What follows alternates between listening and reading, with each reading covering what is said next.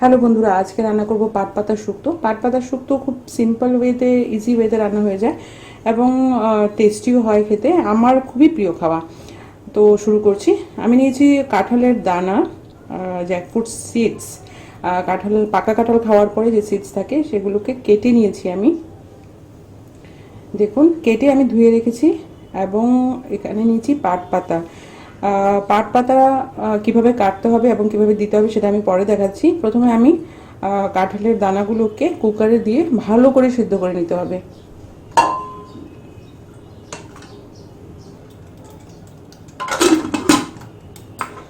আমার ঠাকুমা পাট পাতাকে কীরকমভাবে দিতেন আমি দেখাচ্ছি আপনাকে। এরকম করে এভাবে গিট করে তারপর দিতেন। এটা আমার ঠাকুমার প্রসেস। আপনি কেটেও দিতে পারেন, আমি তো কেটেই দিই, বাট আজকে আপনাদেরকে দেখাচ্ছি। এটাও একটা। পাট পাতা খুব একটা বেশি সেদ্ধ করতে হয় না, তাই জন্য এরকমভাবে দিলেও সেটা ভেতরটা সেদ্ধ হয়ে যায়।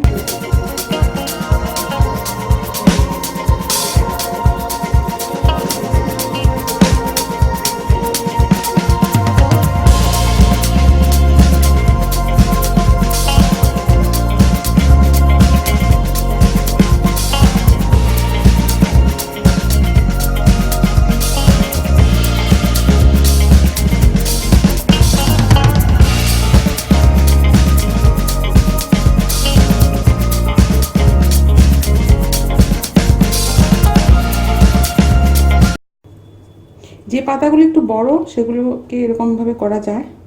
আচ্ছা, এবার আমি বাকি পাতাগুলোকে কেটে নিচ্ছি।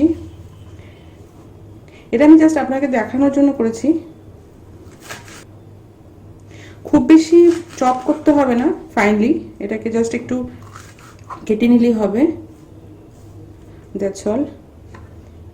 পাতার যে স্টেমগুলো এগুলো আমি দিয়ে দিয়েছি। এগুলো মানে দেওয়া যায়, ফেলতে হয় না।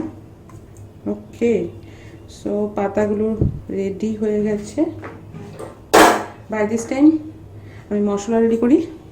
ওকে, কাঁঠালের দানাগুলো যে সেদ্ধ করতে দিয়েছি তাতে আমি দুটো কাঁচা লঙ্কা অ্যাড করে দিচ্ছি।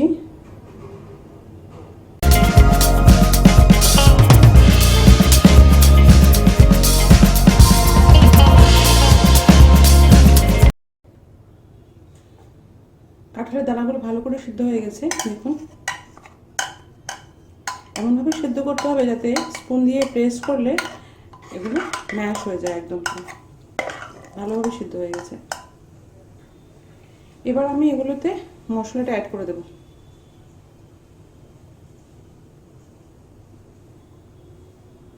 শুক্তোটা ভালো করে সম্বার দিতে হবে। তেল খুব ভালো করে গরম হয়ে গেছে। এবার আমি দিয়ে দেবো শুকনো লঙ্কা। শুকনো লঙ্কাগুলো খাওয়ার জন্য নয়, এগুলো জাস্ট ফ্লেভারের জন্য, তাই একটু বেশি করে শুকনো লঙ্কা দিলে ভালো ফ্লেভার আছে।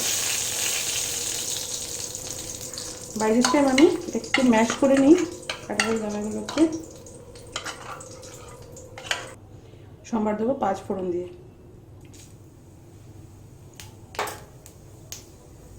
ফোড়নগুলো ফুটছে, এখন দিয়ে দিই আমি